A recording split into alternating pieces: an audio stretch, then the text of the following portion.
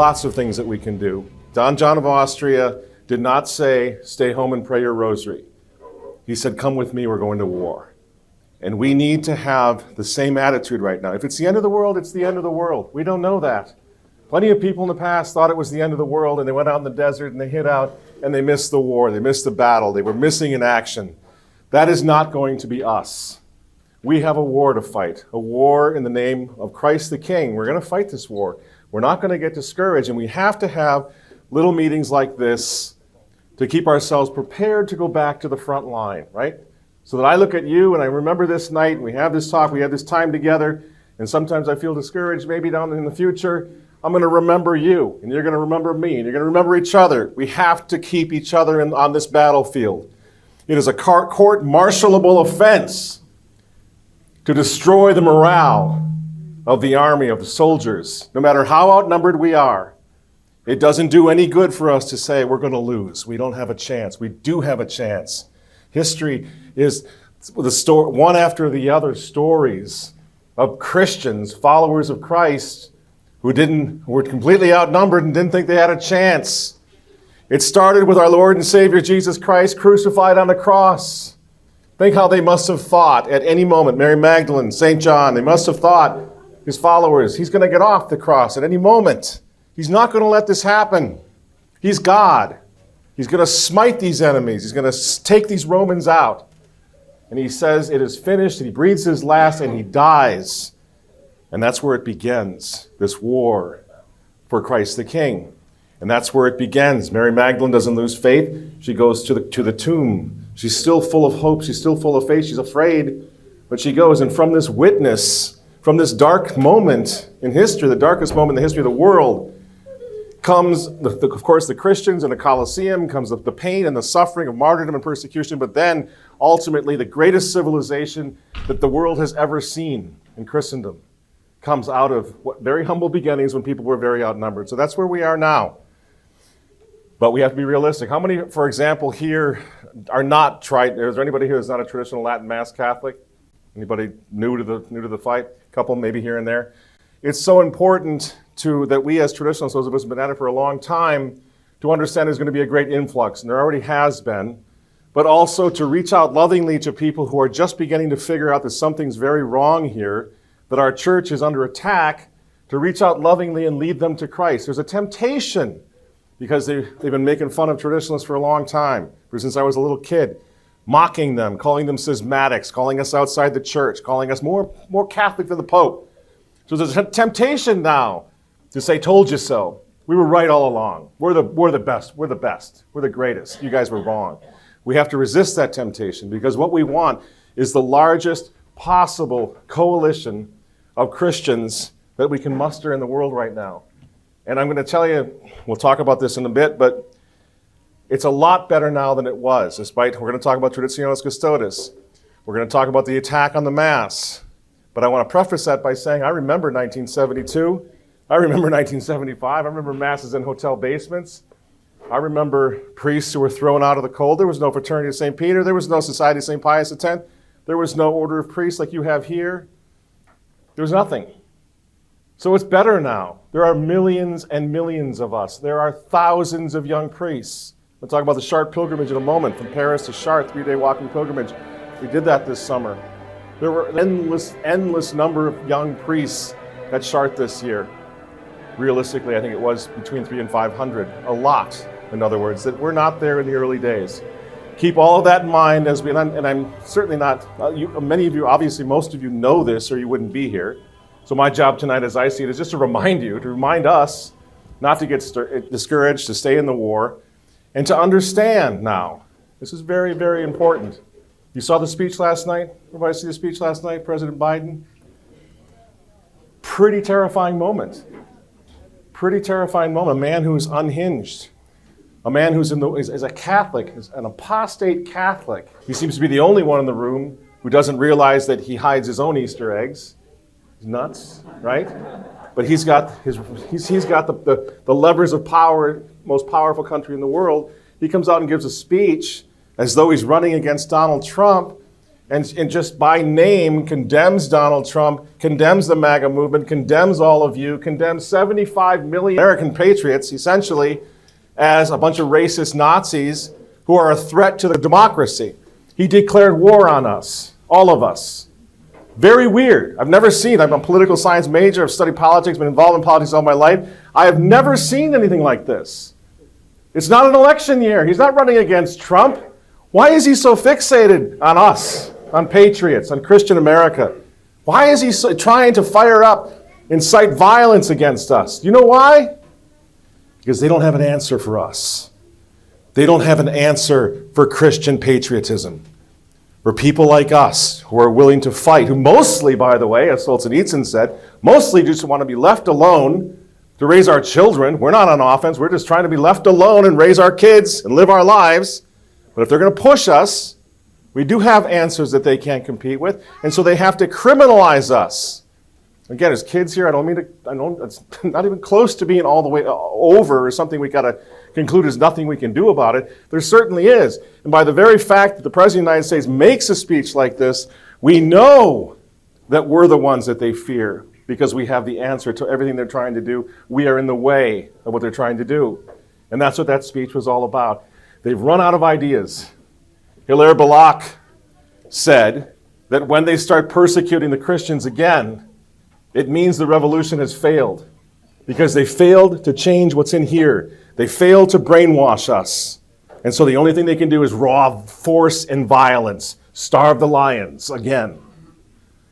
And friends, we're seeing the exact same thing happening. I don't mean to scandalize anybody here, but you all know we've got a massive problem in the Vatican, an apocalyptically scary problem in the Vatican.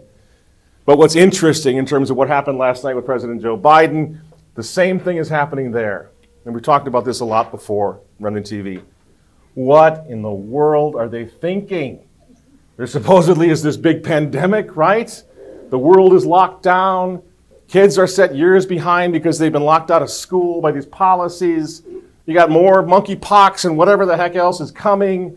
You got financial breakdown. You have food shortages. You have supply chain shortage or breakdowns, right?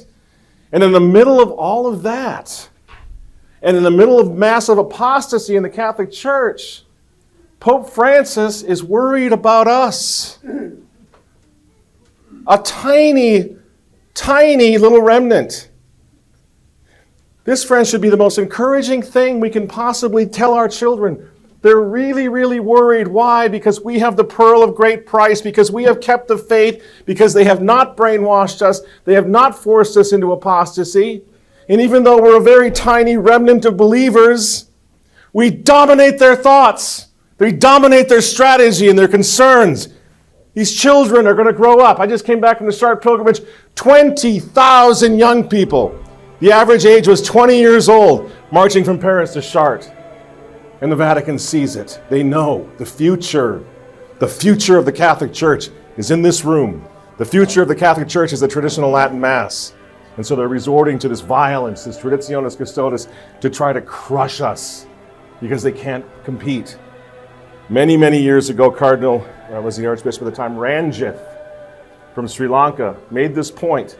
He said, if we don't do something, the Novus Ordo Mass is going to die, and there will be only the traditional Mass left in the Church. So the Vatican has been talking about this for a long time. Traditionalists in the Church, patriots in the country are getting the same treatment from a couple of old globalist guys, octogenarians, who represent very powerful people. That simply is the reality. So Biden last night is calling us Nazis. Pope Francis, when he returned from Canada back to Rome, again, someone asked him about contraception, whether he's going to green light contraception. He said morality must evolve. So he's essentially already preparing the minds to green light contraception. And then out of nowhere, he just tears into traditional Catholics. He says, this is the problem with traditional Catholics. They're what he calls backwardists. We're backwardists because we're not evolving with morality and with the Church. And more interesting, he said we are guilty of sin, that we are sinful backwardists. So you see the pattern. Attacking patriots in our country, attacking traditionalists worldwide out of the Vatican. It would be myopic for us to not see something very serious is happening here. And we're right at the center of it. And of course we have to pray. And of course we have to ramp up the prayer. We can turn to the rosary, obviously. And we have to have meetings like this and strategize our survival. Because the main thing that we have to do now, and you know this, the main thing we have to do is not come up with this brilliant strategy whereby we are going to take the globalists down. The main thing we have to do is not be seduced. Keep the faith. And this is going to become a difficult task because everything you see is going to suggest that science has disproven God. God doesn't exist. This is the devil at work. That's what's happening. So keeping the faith is not going to be as easy as we may think. So we have to get together like this to make sure we help each other to keep the faith and then to face the reality that what we saw last night in Philadelphia with Joe Biden was like the Reichstag fire in Nazi Germany in 1933. They have reached an impasse. They can't go further unless they criminalize us because they can't beat us by fair means. So we have to hone our polemics. We have to make good arguments. So what are they saying right now? They're saying that they must cancel the traditional Latin Mass because those who attend the traditional Latin Mass reject unity. We're disunifying, right? All of you are violators of unity, Christian unity. That's what they're saying. Here's your argument in answer to this, because we have to fight. We are not going to give up the Mass of our fathers. We are not going to give up that Mass because that Mass is the touchstone of our faith, the faith of our fathers. So we decide right here and now. We're in this together. And this time, we will not back down. We will not give up the Mass. So when they say that we violate Christian unity, for example, the answer is so obvious. Francis, Your Holiness, the polls out right now, new surveys, show us that in the United States alone, 3/4 of all Catholics in our country today, that's something like 85 million Catholics, 3/4 of them have already rejected the new Mass. They don't attend Mass even on Sunday. Remember when you were in Catholic school and you were taught that it's a mortal sin to miss Mass on Sunday? 3/4 of our co-religionists in this country don't give a darn about that. They don't go to Mass on Sundays anymore, and I don't even blame them. The church has let them down. But the reality is, when you have 17 million out of 80-something million Catholics not going to Mass on Sunday, they've already made their statement. The new Mass has caused them to leave the church, rejecting that Mass. They don't attend it anymore. So why does the Vatican, looking at the same statistics that we can easily find, where millions and millions have left the faith, going to that Mass over the past 50 years, the Vatican is saying, you must go to that Mass as well. Fathers, mothers of children, would you do this to your children when you see something so destructive to your children's lives and health, and you tell them to do it anyway? These are our fathers. These are our shepherds, these people in the Vatican. Why do they want us to do the same thing that has left millions of Catholics disenfranchised and outside the Catholic Church? When you consider the statistical evidence, it becomes impossible for us to go along with this. St. Robert Bellarmine famously said, even if a pope were to try to destroy the church, if he were to try to destroy the church, we have an obligation before God to not obey and to frustrate his will. I'm not telling you what to do. I'm just telling you what one father of the church said. And we're to the point now where there are entities inside the Vatican who are clearly trying to destroy the faith. Now why? Is that a conspiracy theory? Just crazy talk? They're trying to destroy the faith because of something called religious supremacism. You know, they talk about equity and inclusion, don't they? Davos, the United Nations, the World Economic Forum. Everything is about equity and inclusion. The Catholic Church established an old world order that united the entire world behind the cross of Jesus Christ, the kingship of Jesus Christ, if you're going to set up a new and Christophobic world order, you have to get rid of the Catholic Church. And that's what they've been doing for an awfully long time. And we simply, before God, cannot go along with this. So that's what we have to talk about. That's the conversations that we're going to have. What if they shut us down? What about obedience? What about the bishops? What about the hierarchical structure of the church? And we're going to have conferences about it. We're going to talk about this, but we have to have conversations about it. The faith must come first. So prepare to follow those early Christians into the catacombs, to have their mass, to bury their dead, to pray, to keep the faith. We don't want to go up top and become lion food, but we need to prepare for that possibility. We need to prepare to follow the Vendéans in Western France who rejected the Freemasonic French Revolution to such an extent in 1789 to 1799 that 500,000 of the original traditional Catholic French, our forefathers, were slaughtered by the revolution that prided itself on liberty, equality, and fraternity, what today they call equity and inclusion. We got to prepare to follow them. We don't want to. We want to fight so we don't have to follow them to the ultimate sacrifice, but we have to talk about it. We tell the stories of the Vendéans. We tell our children the story of St. Tarcisius and the Christians, the early Christians. We tell them the stories of the Cristeros, right? Why? Because they're heroes. Have you ever heard about a story, have you ever told your children a story about the great so-and-so Catholic who, up against impossible odds, was tolerant of everybody? Just said, I just want to be left alone. He was so super in that regard. Ever heard of a hero that said that? I just tolerate. I'll take you as you are if you take me as I am. It's ridiculous. Our stories have always been about people who took a stand and who put their lives on the line for Christ, for family, for country, right? Well, those are the stories that we tell ourselves. Those are what we want to be. So let's prepare for it. Last time I was here, we talked about it's not just a duty, it's the greatest honor of our lives, right? To have the chance when so many are deceived. You look, I was in an airport a couple days ago, looking what's happening physically to our fellow human beings. Pierced, tatted, multicolored haired, out of control, at war not only with their souls but with their bodies.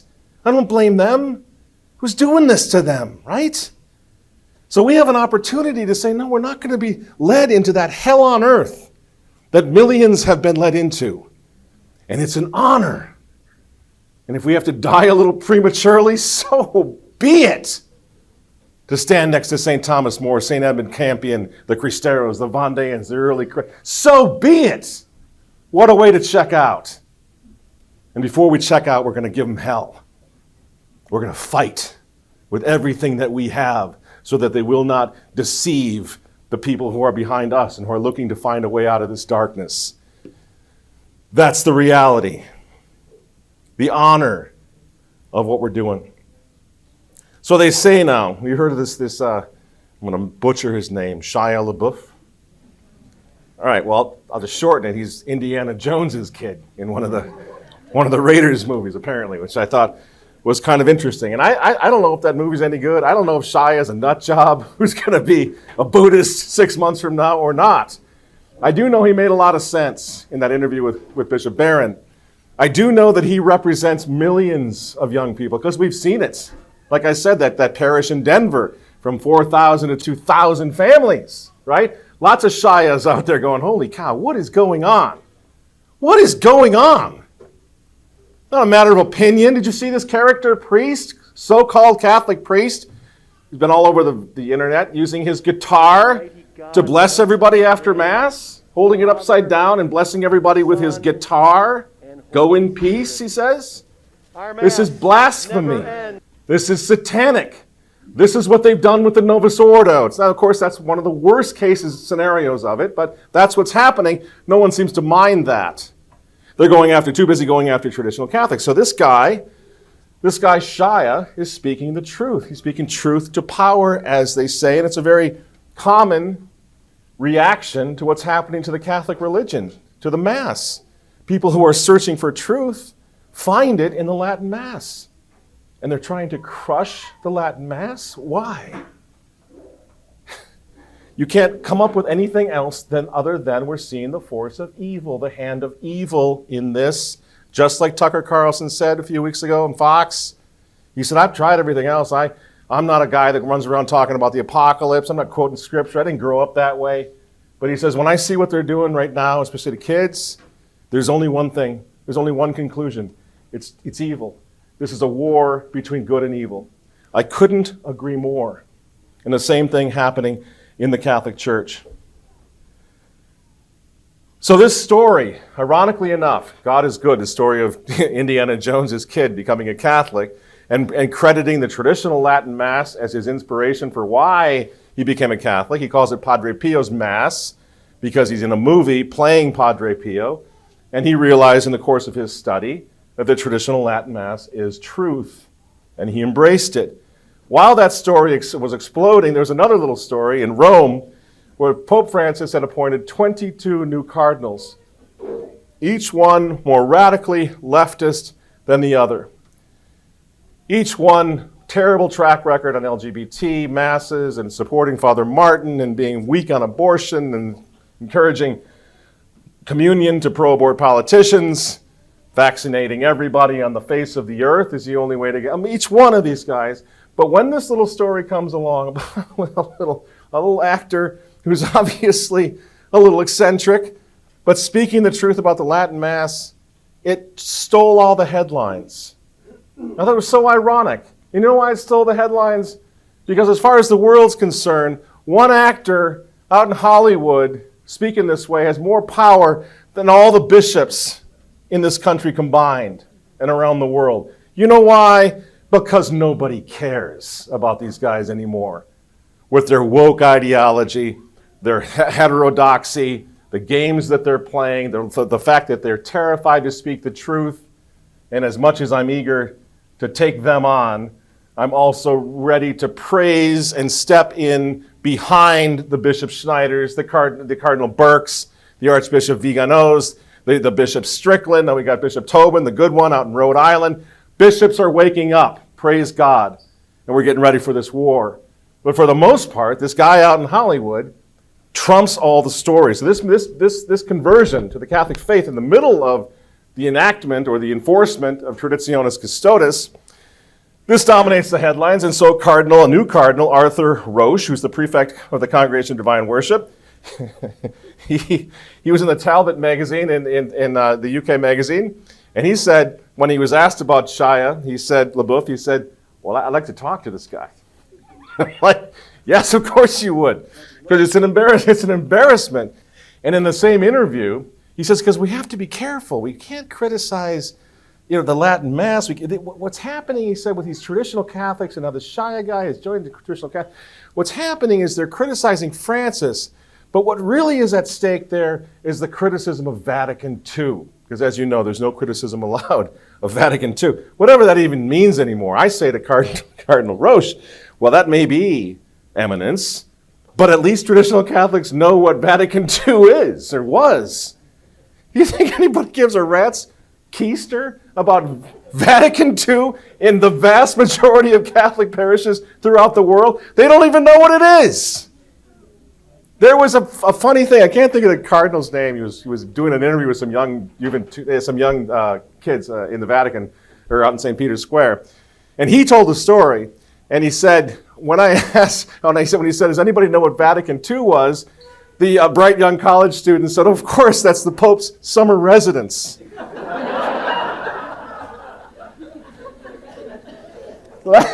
That's where we stand. But now the new Cardinal Roche, who's trying to take away your Latin Mass right now, so he's a part of your life, he says in the same interview, it is very serious. It's a very serious matter opposing Vatican II. In the end, people have to ask themselves, am I really Catholic, or have I become more of a Protestant, he says. But I would say, which Vatican II are we talking about? Which Vatican II? And this is another one of those arguments. You can forget most of everything I'm saying, it's fine. Remember a couple of these points. First, that we've talked about already, The vast majority of Catholics have already rejected the new Mass, and it's not our fault. And secondly, Vatican II. This is the argument I think works the best. Which Vatican II are we talking about? Which, and you need to ask your priest, your bishop, anybody who accuses you of this, okay, fine, I don't want to be a sinner, I don't want to go to hell. What are the dogmas of Vatican II that I'm rejecting? What is it in Vatican II that I as a Catholic must accept on pain of mortal sin and jeopardy of my soul? And which dogmas, defined dogmas of the church, am I rejecting? And then just get all synodal on them. Listen to them. We're listening. Please tell us, which dogma am I rejecting? There are none. There are no dogmas in Vatican II. There was nothing defined dogmatically in Vatican II. You're not rejecting any dogmas in Vatican II. You're rejecting something else. And the question is, what is it in Vatican II? Which Vatican II? Benedict XVI, when he was still Joseph Cardinal Ratzinger, there's a little longer quote, you've heard it, but I'm going to read it again because we're being accused of rejecting Vatican II. Cardinal Ratzinger, head of the Holy Office, says, what happened after the Council, Vatican II, he says, was something else entirely. In the place of liturgy, as the fruit of development, came fabricated liturgy. We abandoned the organic living process of growth and development over centuries and replaced it, as in a manufacturing process, with a fabricated, banal, on-the-spot product. That's what Cardinal Ratzinger thought of the Mass, what's happened to the liturgy, that we are being ordered to attend. A banal, on-the-spot product, says Ratzinger. Move ahead a few years, to 2013, now Ratzinger becomes Pope Benedict XVI. And one of his last speeches to the Roman Curia, I just found video of this, it's going to be in the next Remnant Underground. I was glad to find the video to verify this is true. Here's what he said. Remember, this is the Pope, the immediate predecessor. We're being accused of rejecting Vatican II. Here's what he said, Benedict XVI. So dominant and more efficient, he says, this council, Vatican II he's talking about, created many calamities, so many problems, and so much misery. In reality, seminaries closed, convents closed, the liturgy was trivialized, and the true council was struggling to materialize, to be realized. This council created many calamities, so many problems, so much misery. In reality, seminaries closed, convents closed, the liturgy was banalized, and the true council has struggled to materialize. What he's saying there is that the media, I don't agree with him on this, by the way, but this is what he said, and it's an argument you can all use. The Pope, February 14, 2013, said the council had been commandeered. It had been taken over by the media. The whole world got a version or a vision of the council that the council fathers never intended. Okay? So whose fault is that? He doesn't say you guys got to go dig up the true council. He's saying the whole world was given a council that crushed the church, that trivialized the liturgy. So it seems to me, Cardinal Roche, Pope Francis, that if traditional Catholics are rejecting the council, we had better reject the council that Benedict XVI was talking about, because it crushed the faith.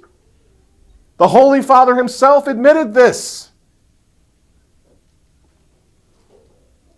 You're just scratching your head. What are we talking about here? What are we talking about? There was a council that everybody must believe that wasn't dogmatic, but it never quite materialized the way they wanted it to. So there's another council called the Council of the Media. That's a bad council, but that's the one everybody got. That crushed the church, however.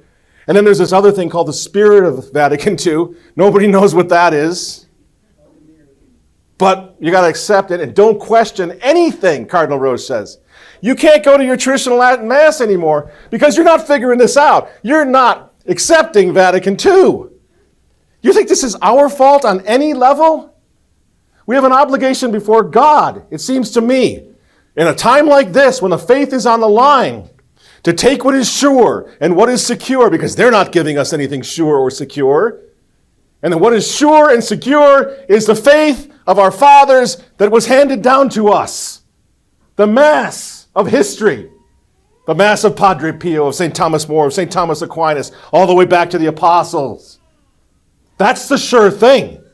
We have an obligation before God to make sure we hold fast to that, when so many have lost the faith for refusing to hold fast to it. You see? We have an obligation not to follow what these men are saying. And we're never, ever, ever leaving the church. These clowns are not pushing us out of Mother Church. She is my church. She's defined my life. I have 7 children. Every one of them has been baptized, confirmed, all the sacraments in the old rite. I couldn't sleep at night outside the Catholic Church. I have no intention of leaving the church. But these guys are going to. Whether God does it or some wonderful human aegis takes care of it, I don't care. We're not going anywhere. We're going to stay and fight. Because they're making things up. I'll give you another example. It's Cardinal Roche, the guy who's taking your Latin Mass on behalf of Francis. He says, quote, after 2 world wars, he's trying to say why it's so important that you don't question Vatican II. After 2 world wars, which had been initiated in the heart of Christian Europe, it was obvious that there needed to be an enormous reform within the church, and that was Vatican II. Have you ever heard of the 2 World War argument that Vatican II was a result of 2 world wars? What's he talking about? What is he talking about? Well, he's making it up. Because you remember what the Pope said, John the 23rd, St. John the 23rd, what he said when he opened the council. This is what he said. As he opens the council, he says, divine providence is guiding the church today toward a new order in human relations, wherein, by men's own efforts and even beyond their greatest expectations, the superior and inscrutable designs of God's will are being fulfilled. He didn't say anything about world wars. In fact, what does he do? Famously, he condemns what he calls the prophets of doom, who were saying there were problems in the world, like my father was saying at the time. By the way, he was a prophet of doom. But John the 23rd says nothing about this. So they're making it up. And we have to ask ourselves, why are they revising history? Why are they changing the historical record? And you know the answer to that. It's because there's a new order that needs to be built. And Holy Mother Church in her human element has been recruited to help them build it. And remember this, the Church of Jesus Christ, the divine element, is inviolate. That's the one we would die for.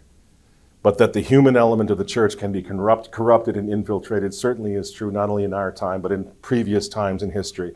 And that's what's happened. The human element of the church has been infiltrated. Why? Because it is the true church, founded by Jesus Christ, outside of which there is no salvation. You see, beginning to put it together, this is a satanic war on the cross. And they've recruited men in our own church to set up what they're now calling, by the way, you heard it here first, New World Order is too controversial, that's a stupid conspiracy theory, YouTube will get you for that, Facebook will pull you down. So they've changed it now. Make a note of this, it's no longer the New World Order, it's the liberal world order. According to the Conference for Foreign Relations, according to the Vatican, Davos, the UN, the liberal world order. And all the while now, as this thing happens, we just got locked down for a couple of years. Economies are destroyed, which is on purpose. All the while, this chaos is happening. The church is falling apart. These men are blaming us.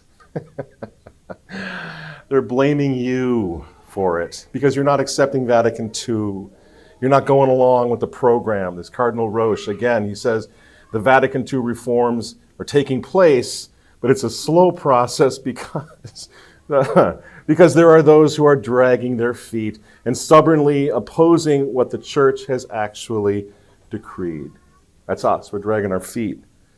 This tiny little remnant of nobodies like us are stopping the mighty Vatican II reform of the world. It's such a joke. It's such a joke. And meanwhile, what do we think? What have they done to the priesthood? They've stamped it. I'm not going to get into any details, but they've stamped our holy priesthood now with the Jimmy Martin stamp of approval. When most people think of the Catholic priest, they think of pedophiles, they think of sexual abusers. This, again, is satanic. But they're blaming us somehow for the mess that the church is in right now. Vatican bank scandals. You have bishops and priests now who are going to prison.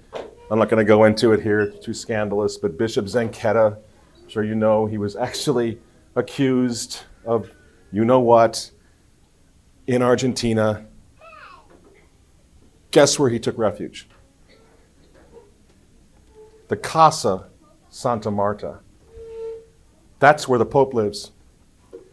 That's where this abuser priest hid from the law. He was a friend of Francis. Francis gave him cover until he was just now, a couple of months ago, sentenced to some years in prison. He was guilty as could be. And you're to blame because you're not accepting Vatican II. This is a distraction, you see? It's a distraction. The Vatican bank scandals, the sex scandals, the priests, bishops, the corruption that's going on is through the roof. And you are not to blame. We are not to blame. It is because of the grace of God alone that we have hung on to the faith of our fathers. It's been a grace and a gift to see what millions can't.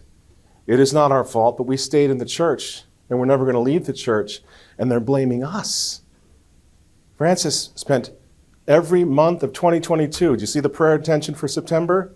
For the abolition of the death penalty, because it's a violation of the dignity of the human person, he says. Wouldn't it be fantastic if the Pope gave at least 1 month in 2022 to the abortion holocaust, which is also something of a violation of the dignity of the human spirit, wouldn't you agree? Not one word does the Vatican say throughout all of 2022. In every month they have a video prayer intention, their prayer, the Pope's Prayer Network they call it. Not 1 month has anything to do with abortion. Because they're too busy going after us, traditionalists, the folks who want to return to some sanity in this church. Friends, I'm running low. I'd like to take your questions, but I want to end with this idea of never again. I remember, as I told you, I remember what it was like. I was confirmed by Archbishop Marcel Lefebvre when I was 10 years old. I knew the heroes of that movement. I saw what it was like. I saw how much the priests suffered. Priests, good priests, by the way, I hope we can talk during the Q&A about the fact that pioneer traditional Catholic priests back in the early 70s were also saying the new Mass because they were caught between a rock and a hard place. And that's going to happen again right now. There are so many great priests right now who, because they don't want to abandon the families in their parish, are still saying the new Mass. They're open to the Latin Mass. They're on our side. They're our friends. We need to bring them and have conversations with them. They too are a gift from God. But the point is, as far as we're concerned, those of us who are in positions to make this decision, I'm not talking about what a priest should do or what a bishop should do or anything else, but lay people, we can make this commitment. Never again.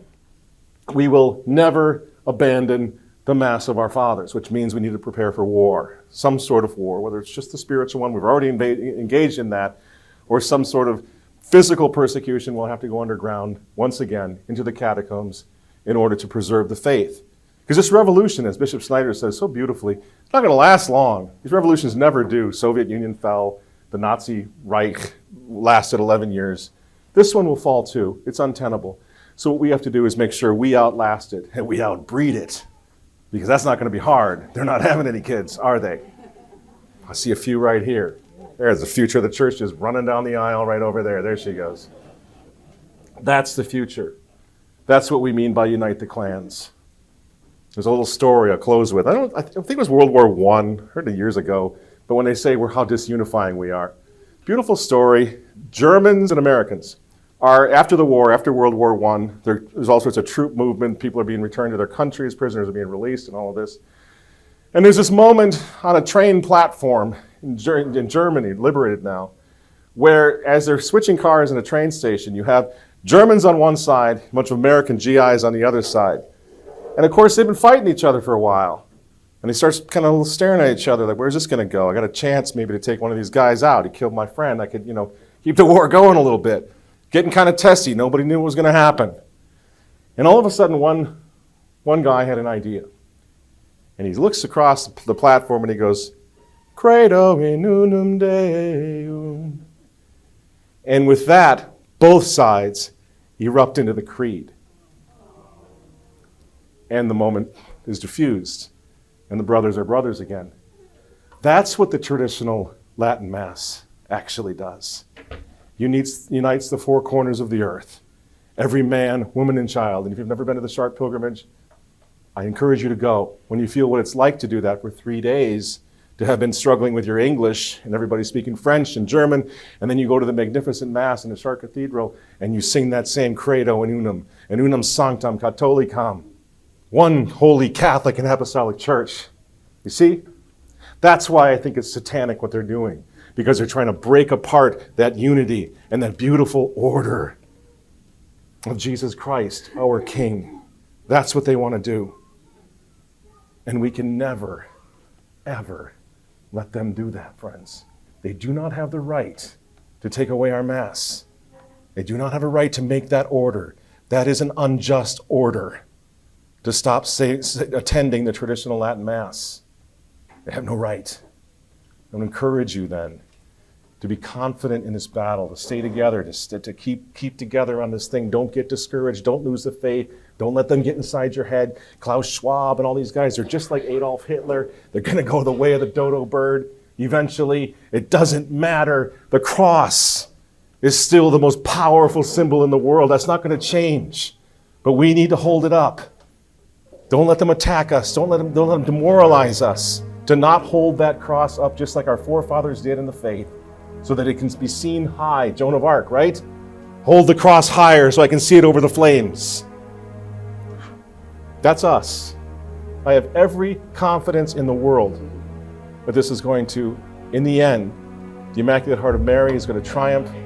Christ will be with us always. And all we have to do, unite the clans, never surrender, and keep the faith of our fathers. Thank you so much for listening.